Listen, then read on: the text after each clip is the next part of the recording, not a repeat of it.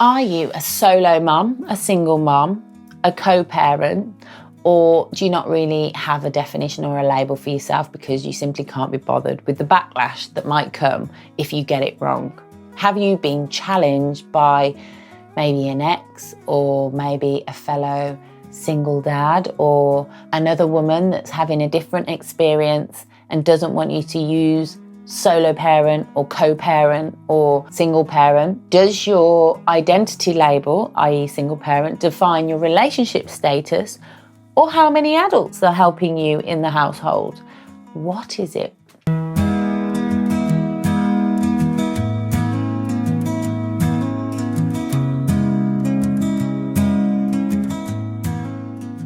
So we're going to pick apart in this episode all the terminology, the labels, the definitions and understanding of what language we use to define ourselves as parents these days, and try and empathise and understand with why people might feel the need to challenge you and they may be triggered by the term and the name you give yourself. Now, I have always called myself a single parent, a single mom. And I think looking back, the reason that label got assigned to me is because when I became a single mom, I related to my mom, who was also a single mom, and the fact that our situations were very similar, and I'd grown up listening to her use the term single mom. Now, as we know, the generational gap that exists at the moment in terms of our understanding of one generation to the next, and there just being this huge kind of disconnect between the generations, is just getting bigger and bigger. So it's pretty understandable that our languages and our definitions and labels are misunderstood. So let's understand this, because this is what we're here for on the Inadequate Mother podcast. We're here to talk about the things that completely make us feel like we're completely inadequate and lost in terms of what everyone's talking about. Everyone's talking about all this stuff. Now, the reason why I'm bringing this conversation to the surface is because I was massively challenged on Instagram publicly. And I always thought that it was just something that my ex didn't like, or my fellow single dad friends that were also seemed to be kind of not enjoying this term single mom. Having been challenged by this group of moms, it was clear that their understanding of the term single, solo, co-parent was based off of their experience where they were dealing with a group of women. I think they offered retreats and kind of coaching to single moms. And these moms were like survivors of domestic abuse and really, really single, like solo, doing it on their own, struggling. So my heart does go out to the parent that is without support and experiencing almost abandonment, and the father figure has completely gone. I say the father figure, the father has completely removed himself and they are single, solo, on their own. And that must be frustrating for them to then see another woman refer to herself as a single mom when she might in fact have the privilege of going out every fortnight when the kids go to see their father and going and dating, or they might have the luxury of a child maintenance check. Oh my God, what are that? You know, imagine all these moms that are living this kind of life where they do have support, and then you've got other moms that don't have any support. So as much as I was kind of going back and forth with these women where I'm trying to explain myself, they were saying I was gaslighting them, and they were saying that I was using a term that made other women feel unseen. And that really upset me, because that is just not what I stand for. And I would hate for anything to come across like that. But I was just trying to explain to them that as an interpreter of sign language, you know, I see how language changes. I see how written words, written definitions carry multiple meanings in lots of different countries, lots of different cultures, lots of different demographics. And there's going to be some flexibility in certain terms, especially over the years. You know, what might be seen as a swear word. My hairdresser was the other day talking about how fart was a swear word back in her day. So when her grandchildren say the word fart, she gets really upset. And single mom was always used in my time.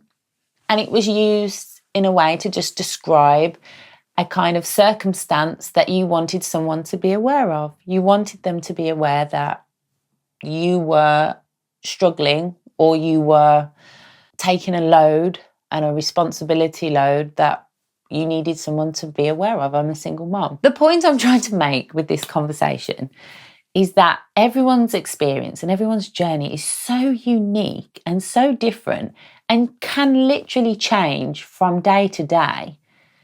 Do we really need to be setting fixed and cemented definitions to our labels? Because you could be co-parent one day and then something happened in the communication and then all of a sudden you're a single parent. Or then you go on a successful day and then you become a solo parent. Like, to me, that just seems way complex. So let me know your thoughts on this topic, because I do not want to offend or make people or women feel unseen if they are the solo single moms that are just really doing it on their own and there's no dad around. Because I really would hate for moms that I just have so much respect for and my heart just goes out for them, and I would love to just empower them. And if they need a term, then so be it. That's what will happen, and I will advocate for that in the future generations and conversations we have. But I'll be honest, as a mom that's just called herself a single mom for 11 years, it's a long time, it just slips off my tongue. It just comes out. I can't really stop it. Oh, are you a single mom? Yeah, I'm a single mom. Like, it doesn't. And I have started to think now, because I'm in a healthy relationship. Yes. It's been, how long's it been? 18 months. 18 months with this guy that I have to say, he is not only drama-free and just kind of reliable and dependable, he's a family man. So it's clear in this relationship that he really is invested in the mom in me. Whereas in my past relationships, the person has fallen for me, but they didn't really know me as a mom. I was always very good at separating Hayley from mom Hayley. And I found that men, I didn't really let them see mom Hayley too much, because I suppose it was a fear as well that they wouldn't like mom Hayley as much. So I kind of held that part of me back. So in this relationship, it's very much, he's part of the family. He wants to be in my family. And who wouldn't? My girls are amazing. And, you know, they have always been amazing. But he's definitely invested and he's not going anywhere. And he loves us all. He's amazing and I don't give him enough credit. He helps me with cooking on occasions when I'm really tired. And I've never had this. And literally, he's done it a few times and I'll just be there like pinching myself. Like, I've just come home to a dinner made and we're all sat down with my kids, and it almost makes me emotional because I've just played this part and this role for so long as a single mom. And I've always kept people kind of at arm's length or tried to bring them in and they haven't wanted to know. But to have someone that's fully in is just... So I have thought about changing how I refer to myself and maybe changing it to solo parent, because I always thought unless they live with you, you're always going to be a solo pet. You're doing it on your own, aren't they, until they're living with you. And interestingly, this is one for for the mums out there. So now I'm in this healthy relationship and I'm thinking to myself, wow, this could really be a long-term thing and, you know, in it for the long run. There's some consideration of living together and what that might look like. But my daughter informed me that if Matt moves in, that's his name, Matt, if my partner decided to move in with me, she would no longer get any university support grants and kind of student accommodation financial support and things like that, because his income would be taken into consideration.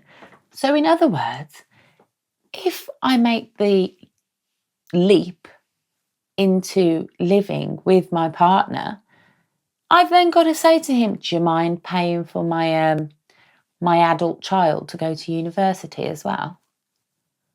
How broken is the system? Like, we laugh about the fact that we've got a country full of single parents and then we've got a system like that. It's just, it baffles me. Anyway, back on to how we define ourselves and what terminology we use. So we have this term co-parent as well, which is what I'm told I need to use. Now, I'm told by many people that are mainly men, fellow single dad friends, that the term single mom is wrong. And they have, and I've talked to other girlfriends as well that have said that their partners are triggered by that term. It's almost like they're triggered by it. And I've tried to rack my brains as to why that might be. And obviously you've got the bog standard when you split up with someone and you go from maybe being married to them being single, and that person, you hear it for the first time, your ex say, I'm a single mom, it can sting a bit. And I think that's normal. But then you could go deeper into it and think, well, maybe that young man was a young boy who was raised by a single mom and saw their mum struggle, saw their mum go through all kinds of stuff. And in the back of their mind, they're thinking, when I have kids, my kids aren't going to be raised by a single mom. And then when that happens and they're having that realisation that their kids are being raised by a single mom, again, that can be triggering. I think also we've got to consider that maybe men that hear that term single mom are thinking, well, if you're a single mum, what am I? Am I just something insignificant on the sidelines? Me saying I'm a single mom makes a man feel like they're less significant in that child's life. Surely we're cleverer and more intellectual to be able to know that it's a broad term that can mean so many different things.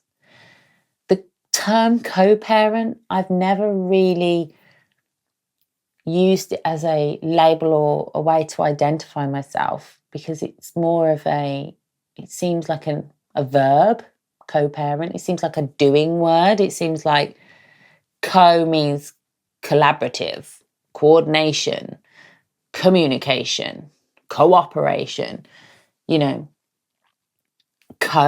together, connection. It sometimes does not feel like that. I'll be honest, even if you've got two parents in the picture, sometimes the co just doesn't feel very co. And Paloma Faith nailed this on an interview she was having, I think, with Lorraine Kelly. That was it. In fact, let's listen to this now, because it is, when I heard it, I was just like, yes. You are split up now, but you've somehow managed to co-parent. You've got to a place where the girls come first, your kids come first. Yeah. And so many people go through that now. And it's really difficult to navigate that sometimes. I don't like the word co-parent, though, because I tell you why, because co implies to me that it's 50-50, and I don't believe it ever is, unless... It's really interesting. There are some anomalies, and there are men who write to me who are like, I don't like the fact you say that, and there are definitely some men pulling the main bulk of the work, but in majority of cases, the kind of unspoken, silent mental load that a mother does And usually, time-wise, it's not 50-50 either. I'm not saying that I don't think that my children's father is amazing, but I think it's quite important that we actually acknowledge what's actually happening. I'm not saying that my child's father isn't amazing. We need to acknowledge the silent mental and emotional load that the primary carer carries. And I think that's justified in our need to again be seen, I suppose. So let me know what it is you use and what term sits right with you. I would love to connect with you on this topic, and I really think that the only way we can make sure that these conversations don't cause disconnect like it did on my social media post where people started just going at it, and I was trying to explain a point and I just completely went off on one, and I just didn't do it. I didn't handle it very well. I was inadequate in how I handled it, let's say. I was laughing with my children's grandmother, and I told her about this, and I said, oh, I don't know what I'm allowed to call myself now. And she just looked at me as if to say, what about? Just freaking, you identify with whatever word you want to identify with.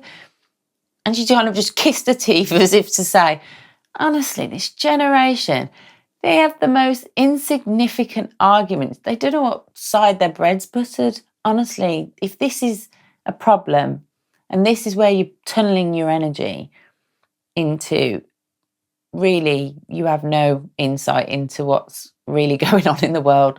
Look at what's out there and the actual real problems that are out there. We shouldn't be allowing letters and words and labels to trigger us. Surely we're better than that. Surely we can understand one another on a deeper level and connect with one another. And she actually, if you listen further in Paloma Faith's interview, she goes on to say, I don't refer to myself as a single parent or co-parent. I just say my kids see their dad a couple times a week. And she kind of gives a description of her situation rather than a label, which I think is definitely a positive because, you know, it's about understanding us in terms of our unique parenting journeys and every situation being different and it not being a fixed circumstance. One thing I want people to get from this episode is knowing that whatever term you've got in your head, make sure it's a good one. Make sure that you see it and you define it as a good, positive definition of who you are and who you want to be. Because if there's one thing I know, we need to thrive irrespective of our circumstances, and we shouldn't allow our circumstances and the definitions applied to those specific circumstances to define who we're going to be, and definitely not define what type of parents we are. Ultimately, you are you before you are anything else. And however you want to identify yourself as, you use those words, girl. Don't let anyone tell you you shouldn't. Thank you for listening to this episode. I hope that it was riveting. I hope that you came away feeling that you can just call yourself whatever you want to call yourself as. And if someone wants to challenge you, you can kind of empathise with why they might do that, but ultimately not allow them to make you feel shit about it. I hope that you like, subscribe, and connect with me on Instagram. Hayley Brown & Co. is where I meet up with people and where I'm hopefully building a community. I would love for you to feedback on this episode and tell me what it is you gain from it. I will continue to talk about these kind of topics with different guests, if not on my own.